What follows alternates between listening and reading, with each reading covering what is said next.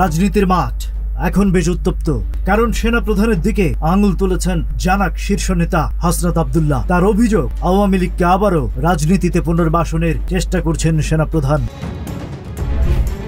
তার ওই পোস্টের পর অনেকেই হাসনাতকে কাঠগড়ায় দাঁড় করাচ্ছেন, অনেকেই নানা মত দিচ্ছেন। তবে এই ব্যাপারে সবাইকে সতর্ক করে দিয়েছেন এনসিপির আরেক শীর্ষ নেতা সার্জিস আলম। সামাজিক মাধ্যমে রিফাইন্ড আওয়ামী লীগ গঠনের ষড়যন্ত্রের অভিযোগ তুলে একটি স্ট্যাটাস দেন হাসনাত আব্দুল্লাহ। তিনি দাবি করেছিলেন সেনানিবাস থেকে তাকে এবং আরো দুইজনকে এই পরিকল্পনার কথা জানানো হয়েছিল। তবে হাসনাতের সেই বক্তব্যের সঙ্গে একমত হননি সার্জিস আলম।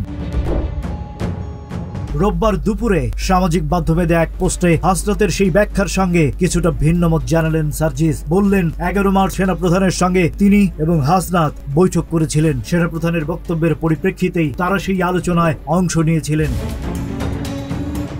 সার্জিস বলেন, সেনানিবাস থেকে আমাদের ডেকে নেওয়া হয়নি। সেনাপ্রধান যখন এনাফ ইজ এনাফ মন্তব্য করেন তখন আমি তার অ্যাডভাইজারকে জিজ্ঞাসা করি এর পেছনে কোনো বিশেষ কারণ আছে কিনা। পরে সেনাপ্রধানের সঙ্গে আমাদের বৈঠক হয়।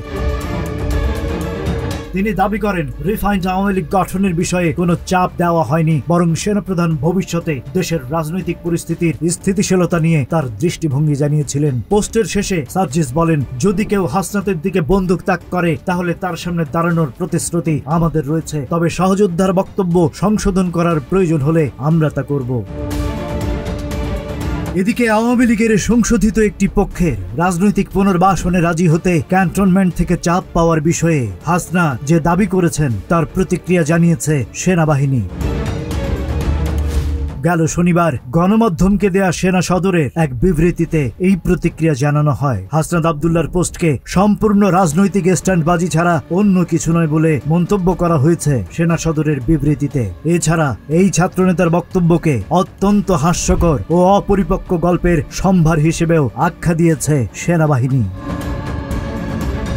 Rajib Raihan, news flash 71।